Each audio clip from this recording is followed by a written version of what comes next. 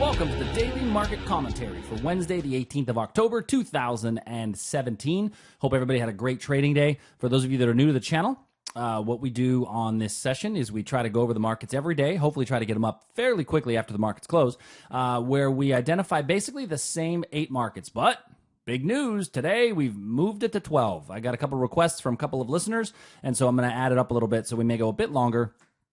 But the idea is that we look at the same markets every day, and we draw lines on the charts, and I don't change those lines throughout the day. And I really don't change the lines throughout the day because I want you to see what happens in the evolution of trades and the evolution of opportunities and the evolution of positions. So hopefully by doing this, this becomes pretty educational for you, and we might find some pretty good spots and some pretty good opportunities. So let's go ahead and start with the S&P. Now, the S&P yesterday I talked about there was a breakout potential if you wanted to get long, and right now we did get a breakout, right early in the morning today, so we definitely got the breakout. I said your stop would be below here. I'm going to take that stop, and at this point, simply because we're not really moving much, I'm going to move my stop to break even. And the reason I'm moving that stop up to break even is because since we didn't get a strong move away, and with so many earnings reports coming out, I'm not willing to take a lot of risk in something like this. You know, when I see a breakout, I want to see an explosive move. Look at this one here.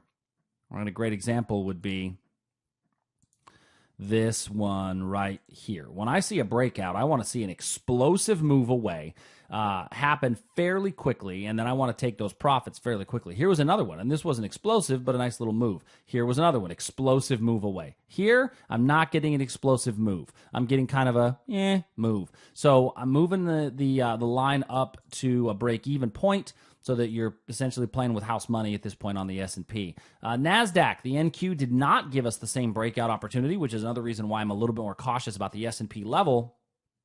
Still nothing that strikes me as an opportunity in the Nasdaq, and I'm leaving it be. Let it go, as they say in Frozen. All right, so crude oil. We talked about this being a possible confirmation entry. So if you're short crude oil on this confirmation entry, I'm not in love with it. It came down to this opposing little period here of consolidation, slowed down, in fact stopped, and now it's just kind of hovering. So I'm actually removing this level completely. Both of these levels are being completely removed, as these are no longer areas that I'm looking at as potential entry points for crude oil. And I still have this area down in here. I'm going to add this little spot right here as a potential before we get to the better, higher probability areas a bit lower. Now, I am going to keep this as more of a confirmation style. Wait till price comes into the area and then get long as it comes back out.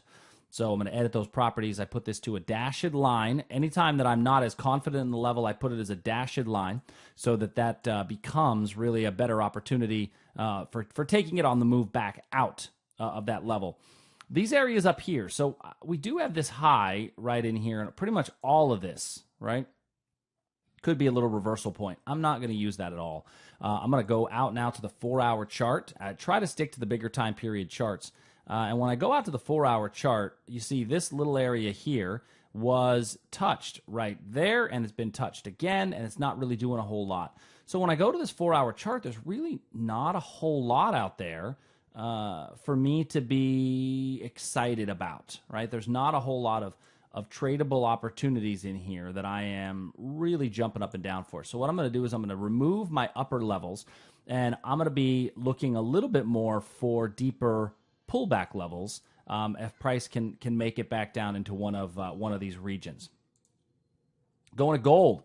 So gold today, interestingly on gold. So yesterday we talked about how you could take a long on gold, and once price gets to here, we talked about the 1290 level, move your stop to break even, and that's exactly where you are going to move your stop to break even, and then you're stopped out at break even. So this level, we had a dashed line because we knew that it was already a lower probability entry. Hopefully, if you listen to us, you move that stop up to break even, so you didn't take any loss on that position.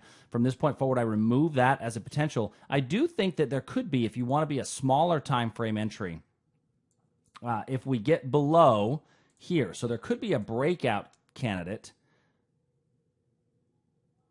below here. If you short it below really this 1281 area, there's room for it to move down to 1277. So for very small time trading, that's a potential breakout trade. When I go back to the hourly chart, you'll see that that comes into a pretty good potential buying opportunity to get back in. When I go to a daily, that level, it's a level that could break.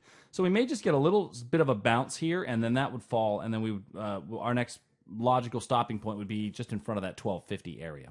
All right. Those are our S&P, Nasdaq, crude oil, and gold. Let's go look at the bonds, Aussie, Euro, and Canadian, and then we'll go to our new markets. So our bond markets today, starting first with the 10-year Treasury note, we still have our level in place here. Big move in the Treasury markets in the overnight hours has set up for another potential entry right through here. So big move. Right through here is set up for another potential entry. And the thing that I want to look at when I go to, and I'm not big on studies for anybody that knows, but I do like the volume profile. And the thing I like to look at is, notice that on very, very explosive moves, you see that volume actually goes down. Now, this is volume on price. So at this price point, our volume was lower than it was at this price point up here. And so what this would tell me is that I've got actually my highest volume on price right about here. So that's actually going to help me to tweak this area and widen it out just a bit. See, I'm going to widen it out just a bit because of this volume on price. This is the volume profile, and I'm looking at what volume occurred at what price points. Not big on studies, but I do like that study as a potential. So I'm going to leave this one here. I think this could be a pretty good short entry on the bonds. Looking at the Aussie is almost up to our level. There's no reason to change any of the letters, any of the lines that we've got put in place on the Aussie. Going to the Euro, if you've been watching us for a while, we've talked about the Euro on a big picture scale. Having the potential for weakness all the way down to this 115 area, which I still believe exists. But right now, we're just kind of basing along, so I'm leaving the Euro alone. There's opportunities in it, but none that excite me. I'm not out there trying to pick up tiny little moves. I'm not scalping. I'm looking for bigger moves. In the Canadian dollar, we had a nice move out of this level. We had talked yesterday about moving the stop to break even. Don't know if hopefully everybody was able to do that, or maybe to take some off the table. Now that has failed, and so I'm going to take that level off. That level did work. It just worked for a little 2-to-1 trade, and so now really my best level when I'm looking for the Canadian dollar is going to be this area way up here, and it's pretty far away from current price. But this is the one that I like the most, and it's fairly wide, so a lot of people aren't going to be comfortable with the width of that level. And if you're not comfortable with the width of the level, you can certainly just trade the currency pair, or I think there's a micro of the Canadian. Yeah, no, there is no micro of the Canadian. So the Aussie, the pound, and the euro, there's micros of, but doesn't look like they've got it on the Canadian in this platform. Let's see real quick. No, it doesn't look like this broker's gonna let me trade it. I'm sure it's out there. I just don't I don't have it. So yeah, but the euro, is certainly there. If you do want to trade these futures, but you want to trade the micros, they're available for you. All right, new markets that people had asked about. So one of them people had asked about was Nat Gas, and this is my first day analyzing Nat Gas. I literally just put it on my chart a little bit ago and saved the workspace. So I've got nothing to go off of. So I'm going to start from the beginning. And I'm going to start with my daily chart. Now, Nat Gas on a daily chart is essentially going nowhere. Basically, we've got nothing happening on the Nat Gas on the daily chart. And so I'm going to go now to the 4-hour chart. And when I go to the 4-hour chart, I've got a little bit more on the 4-hour that might be enticing. I've got some buying down here to contend with, and some selling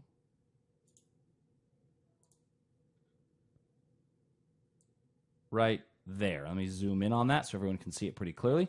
So what I'm looking at are those little overlap periods. Now, this is right in the middle of a pretty strong move down, and when I throw on my volume profile, you'll see that I've got really high volume at that level. And that really high volume tells me that that's where there was some consolidation, some decision making occurred in that zone. And so I'm going to allow that to still be a potential area. Now look at this one down here, very low volume at that area. And that's because that wasn't the origin of any moves. That was really the retest of areas that had already been formed in the past.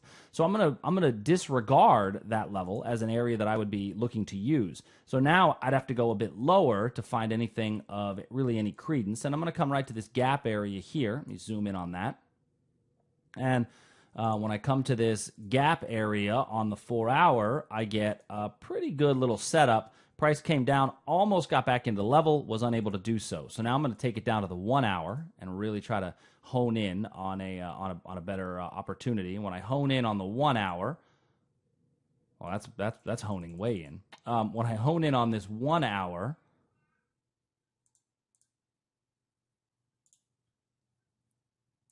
I'm going to take this level and I'm going to shrink it.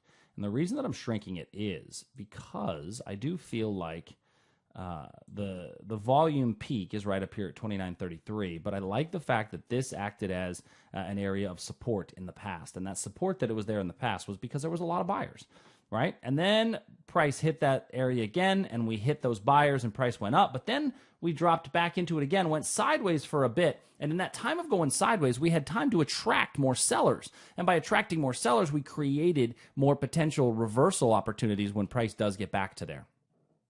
So what I'm looking at is that as a potential opportunity when price comes back into this level. So let me put a little box around it so everyone can see our boxes here.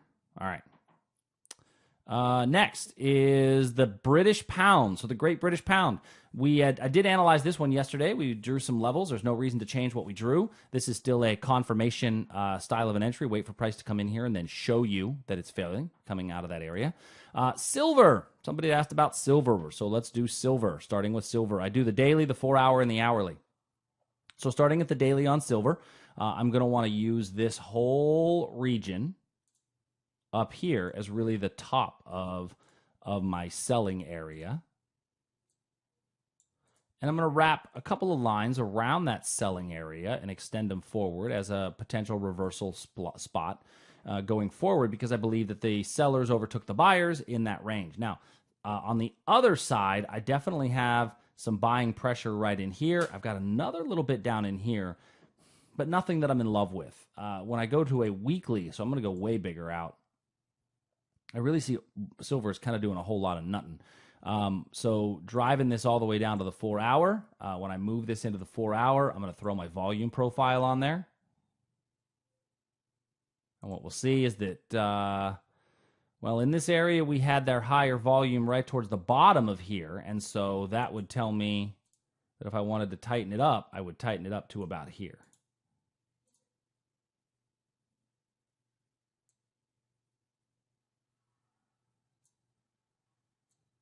And that would be my area for silver. You might get a little bit of a spot right here in silver. Very small time frame. Let me move that to an hourly and see what that looks like on the hourly.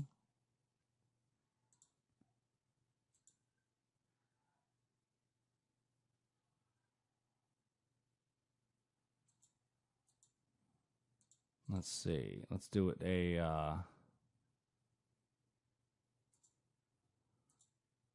I got a 20-day hourly. I don't know where my normal drop down went, but let's do a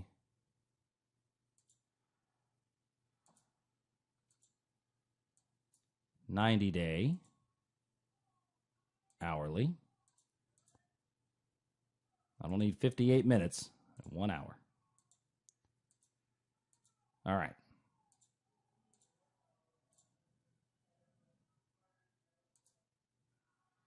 All right, so now here's my 90-day hourly chart, and going back a little bit, zoom in on this area.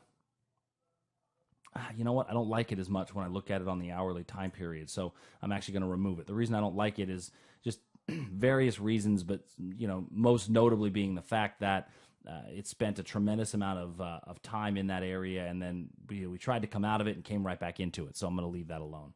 So in silver, that's pretty much all I've got for today. Last one is copper. So copper, I have, we've been basing here in copper pretty much the end of the day, really some tight range, if you will, on those candlesticks. Not a whole lot happening. If you want to trade the breakout, you could get a breakout. You'd want to be taking profits right before here. If you wanted to take it as a long in this area, I would wait for a confirmation. I would wait for price to come into this area and then to start to trade out of there, just simply because it's not quite low enough. If that level were a little lower down here, I'd like it better for as soon as it touches, but as it stands now, I'd be very cautious of that. Looking at it on a daily, that's a nice healthy pullback to get long to continue to ride it back up, as we've seen copper continuing to rally, especially with what's happening in tech. So that's our daily market commentary for today. I know we were a bit longer today, but that's because we looked at a couple of new markets. If you guys like this, do me a favor, leave me a comment down below, like the page, share the page.